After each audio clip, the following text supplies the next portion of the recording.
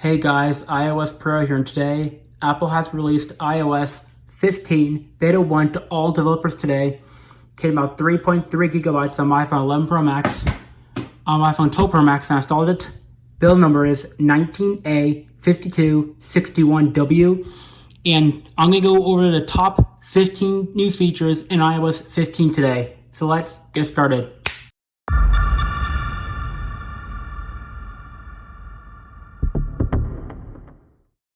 Okay, so the first change is when you're updating from iOS 14 to iOS 15, you'll notice that the setting gear icon has now been changed to the 15 icon. Okay, so this next change is in Safari. So previously, on iOS 14 and earlier, we've had the same old standard layout since 2007, I think. But now, on iOS 15, we have this brand new layout. So instead of the search bar being up at the top like it is on iOS 14, it's now at the bottom. You can even swipe between both your pages, just like that. Previously, you had to tap at the bottom, then switch pages like this. But now, you can do it as just a swipe. Really cool. And if you tap here, that's the share sheet. You tap here, you get a whole new page tab layout. Previously, on iOS 7 up to now, we've had this layout. But now, we have this brand new tab layout, sort of like an iPad basically, but refined. You can see the two tabs. You can see here, instead of tapping, holding on the done button or tab button to close out tabs, you can now empty it right with the touch of the button right from here. So it's really cool. And to get rid of the page, you swipe this way, the same way you do on iOS 14. So awesome new refinement, Apple. Okay, so this next change is in Control Center. So screen mirroring has been replaced with focus. And Do Not Disturb has been replaced with screen mirroring. So, nice little refinement. Okay, so this next change is also in Control Center. So Do Not Disturb has now been replaced with focus. See, instead of just having Do Not Disturb and sleep, you now have a new one for work and personal. So I set up the work one because I'm working on this video, so I can show you the work one for a demo. So you guys can see, since I turn on the work one now, it shows a little icon in the status bar that I'm working on this video. And when I go to lock screen here, you guys can see I have a new icon for work on my lock screen. So when I tap into it, you guys can see it gives me the option to turn it off from here. It even says here, stay focused on what's important. It says create a focus to help you work or to relax at home. Create quiet notifications, let your friends know that you're not available, hide distractions, and more. So that's actually a really good thing when I'm working on my beta videos because back in the old days, when I was doing my unboxing videos for the 6th generation, a phone call interrupted the video. So that is great to have, to turn off all notifications when I'm during the videos. Now, awesome change, but I love that. No more distractions on my videos. Okay, so this next change is the Maps. So the Maps app has gotten a complete overhaul and redesign on iOS 15 on the right. See, in iOS 14.7 here, we had the same interface as iOS 10, I think. I'm not sure which one it was. But now in iOS 15, we got a major redesign. So previously in iOS 14 and earlier, we had this little icon to go open up the map settings. But now it's a little actual icon of a map that folds in and out. So you guys see all new controls. So instead of having the clickable options like up here, we now have it with images like Explorer, Driving, Transit, and Satellite. So the driving one is brand new. So really cool. And this is much easier because then you can see exactly what the options do with the image.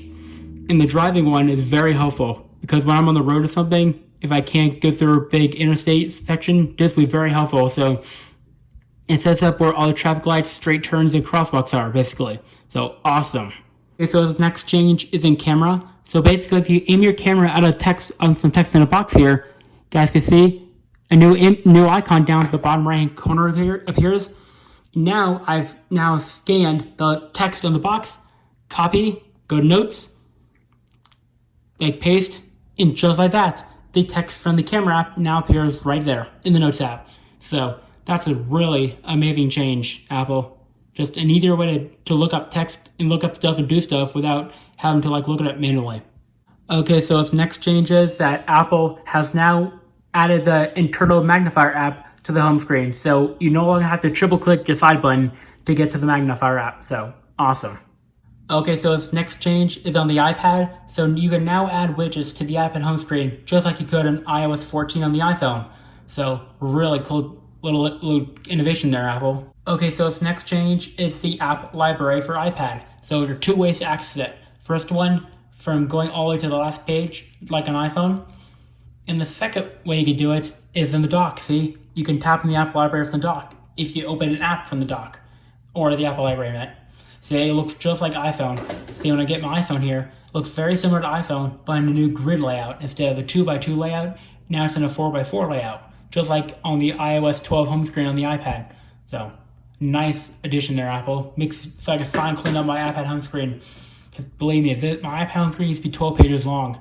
Now I can reduce it down to 1 page long. So, really nice cleanup innovation. Okay, so this next change is in Safari. So you guys can see, Safari has gone a complete overhaul on the iPad. With a new search bar here, new group tabs here.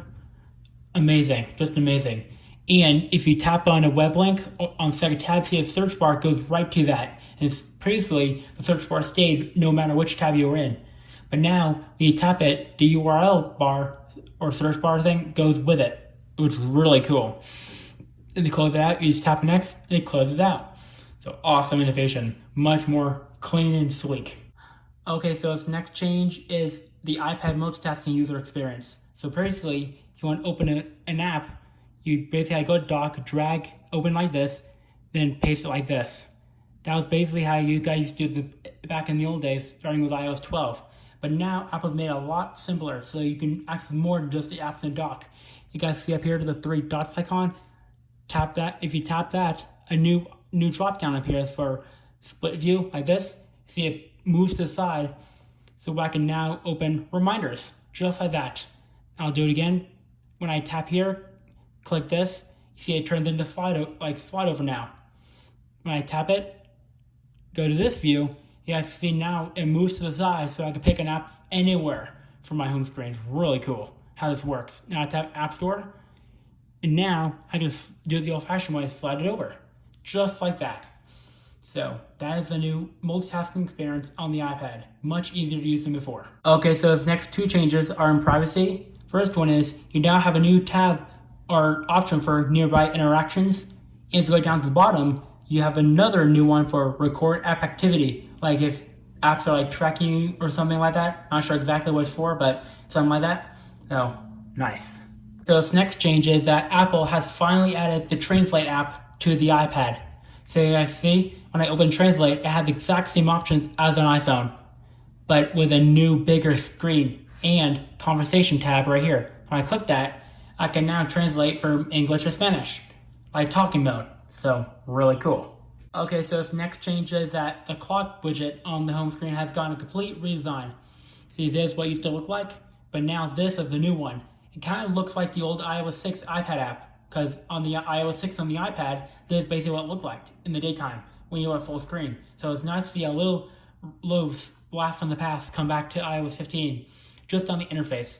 But as soon as you turn dark mode on, you guys can see it turns black instead, but a transparent kind of black. But the clock and interface in the middle stays the same.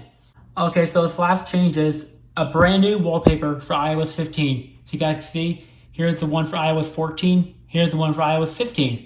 And Apple, for some reason, removed the iOS 13 wallpaper. I do not know why, but they removed that. So that's really sad to see the iOS 13 wallpapers go. But now we have a new one for iOS 15.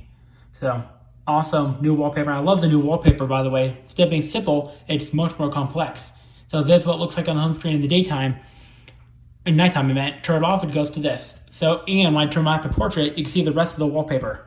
Turn landscape, it goes to this. So I kind of like it in landscape better than the portrait. Not sure why, but I just do. So those are the top 15 changes in iOS 15 today. So that's pretty much it for this video. If you liked the video, give it a thumbs up. Peace out.